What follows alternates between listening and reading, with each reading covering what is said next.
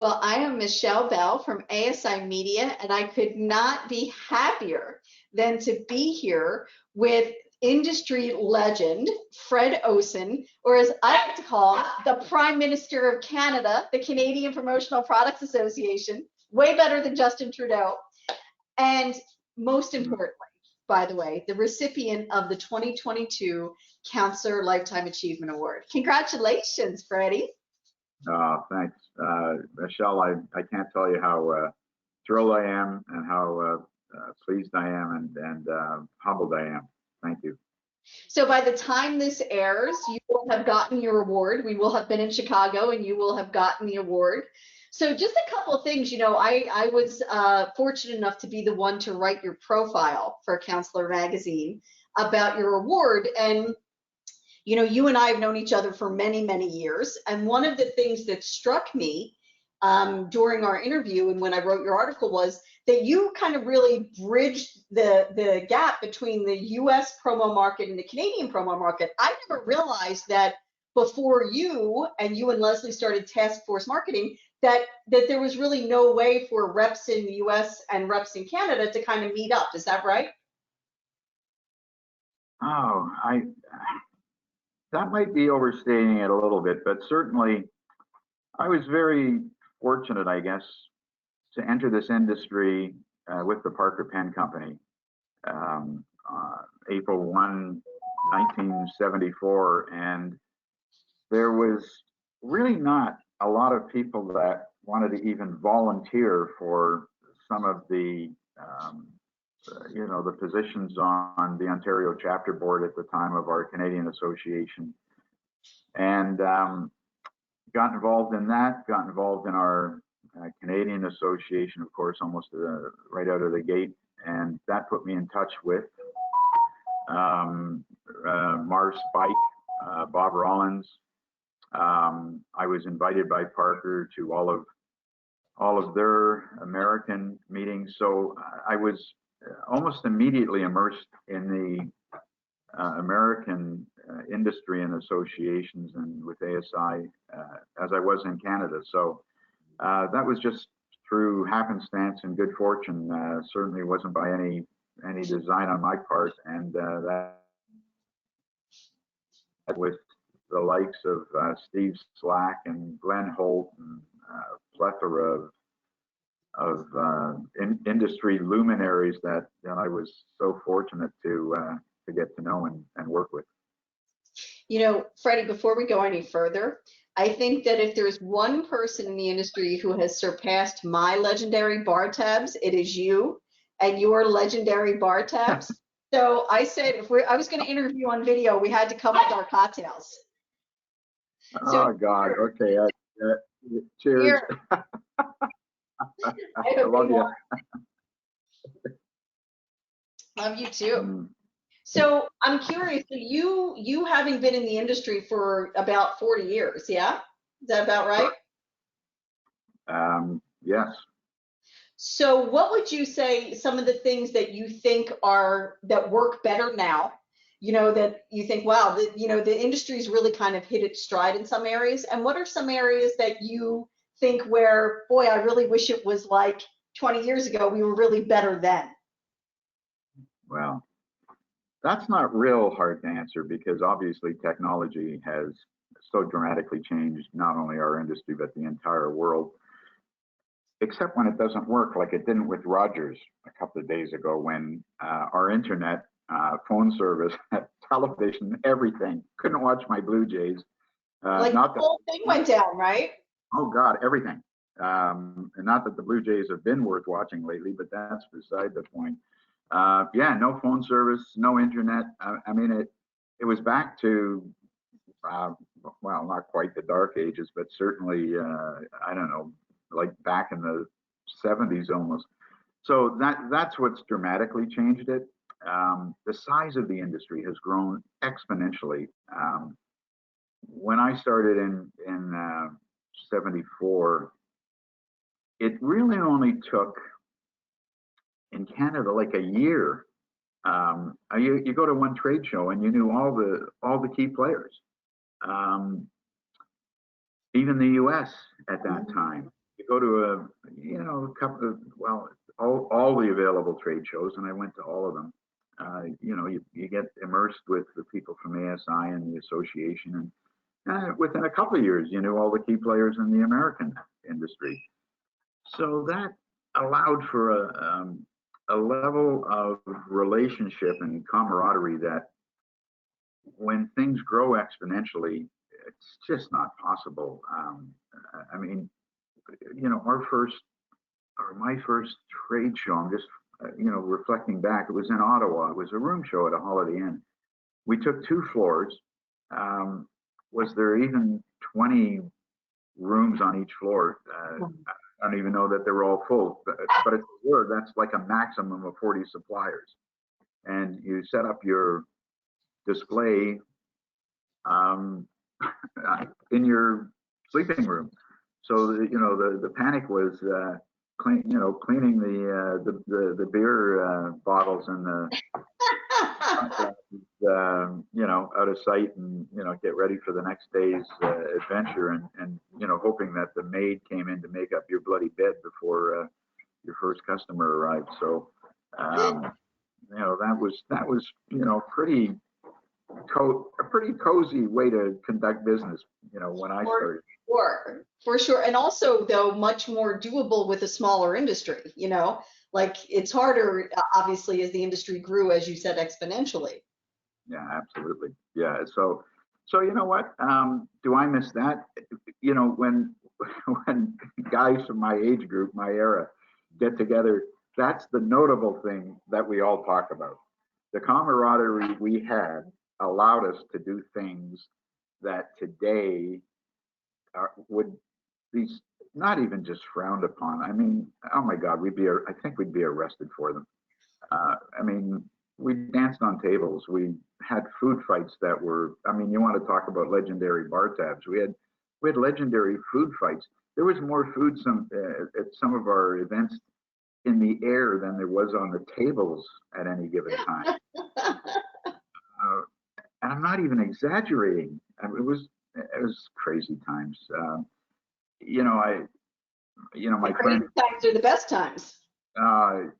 They were just wonderful, and yeah, we reminisce about them again. Old timers getting together and reminiscing. That being said, myself and I would say virtually all of my counterparts, we prided ourselves on not only closing the bar, going to whoever's room, usually mine, had the biggest available stash of supplementary alcohol, and I mean, working on a pittance of sleep, but we were tap dancing in our booth and ready to go, and our pride and our work ethic wouldn't allow it any other way. And then as the clock kind of ticked towards 3:30, 4 o'clock, 5 o'clock, last bell on the show floor, and we're like, oh God, I got to get a couple hours of shut eye. No, somebody said, meet you at the bar, and the cycle just started all over again. I mean, it was astonishing, the stamina that we had. Right. But emphasize the work ethic first, quite honestly, and then years later, when Leslie and I were working task force, it wasn't unusual for me to be at my desk at midnight, and somebody would phone from Vancouver, three hours earlier there, and I pick up the phone and they'd say, what are you doing? And I'd say, well, what are you doing? I mean, yeah, it's midnight for me, but it's 9 for you. Right. Like when did 9 o'clock become the new quitting time? Yeah. And so that's just kind of the work ethic that we had. And I think in part because we just loved the industry so much. We loved each other so much. It seemed like we grew up in a family. It seemed like we evolved with the family as it grew, and you just really cared about everybody. And so as long as there was something you could still do without passing out from exhaustion, you wanted to do it. So it was a fantastic ride, fantastic people that you just cared about everywhere you went. Do you ever think like how lucky or how fortuitous you were that, you kind of found yourself in this industry and this whole group of people? But, oh, do I ever think about it? Yeah, about 24/7. I don't stop thinking about it. I really mean that. I mean, wow. And you think, well, what could I have been? How about a lawyer, a dentist, an engineer, a doctor, an astronaut? No. You know what I wanted to be? Well, I actually didn't want to be, but I'm grateful that I was a salesman. And I even had opportunities. I'm not going to bore you with all that. Several opportunities where, even with Parker, they wanted to send me to head office in Janesville, Wisconsin. And I said, I had the responsibility for our industry in all of Canada, so literally from Halifax to Victoria, and traveled a lot. And that's what I love. I love being on the road and kind of, and that, reflect back, no cell phones. I don't know how you did it. No fax machines. It was, but I knew, you knew your job. You went out and you did your job. Define freedom to me. I mean, for me, that's about as close to freedom as I got. I used to, 5 years in a row, get in my car in the middle of April, drive from Toronto to Vancouver and back, calling on my customers. Some people. How long would that take you to do that? Yeah, it was a 6-week road trip. And you put the clothes bar in the back, and I had, I had and those were the days when, it wasn't casual. Fridays wasn't casual at all. I mean, every work day was a suit and tie day. So, you needed all that. The only time I dressed down was the weekends. And even then, it was just a rule of my own that I had at least 2 calls that I made, and they'd be my most important customer calls on Saturday, because it would be like a lunch, usually in my suite, but a business lunch, and then a business dinner with my 2 most important customers, and maybe my very most important customer would be a Sunday brunch with their staff at whatever the best hotel was, whether it was a Four Seasons or a Hilton or whatever it happened to be. So that way, you got 7 days of work done, and I mean, that's the way it was. But it was fantastic. The sense of freedom to be on the road like that was absolute magic. I love what you just said, define freedom. What is freedom? There it is. You're just on the road for 6 weeks and going from, cross country in Canada. Well, and by the way, just got back from visiting my mother from another mother in New Jersey, a guy Williamson, and so I just hop in my car and go down to Jersey, and it's like not a big deal. I'm driving to Chicago with my buddy Brad, but when we get back 2 weeks later, we're driving to Vancouver and back. I've got my daughters in Western Canada now, one in the Winnipeg area, one in Calgary. Brad and I are going to stop and visit all of our mutual friends. Oh, that's fantastic. And I know you have twin daughters, twin girls. Yeah, twin daughters, yeah.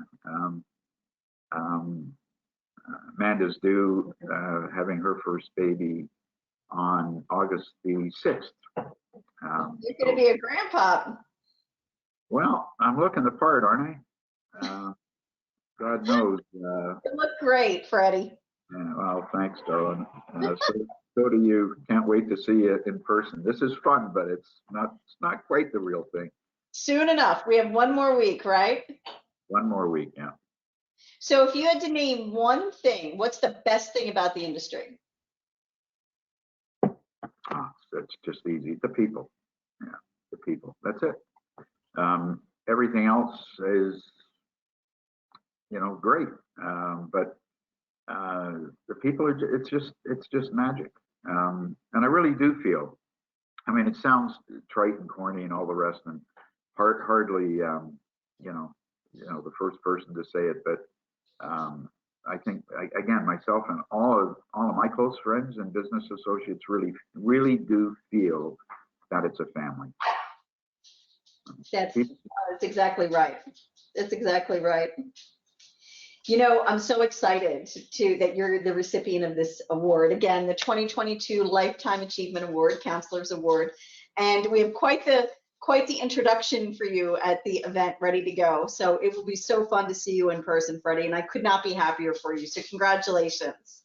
That's it really puts the crowning cap on the life that I've devoted to this industry and the people in it. And you in particular have been such a wonderful friend. Oh, thank you. But I think of almost ASI is has been like a separate family within the family. And little did I know, when I met Marv Spike at my first Chicago show, I don't know, 40 years ago, whenever that was, how significant a role they would play in my life, and they have. Tim and Dale, just anyway, too many to mention. And when I used to come down to head office, and you find out I was there and say, don't even think about leaving until you come see me in the office and have a little bit of that with you. And of course. Yeah, pure magic. It's been pure magic. As are you, Freddie, the Prime Minister of the Canadian Promo Association. Love you, darling. Love you back. And I will see you soon, sweetie. All right. Thanks, hon. See you in a week. Bye. Bye-bye.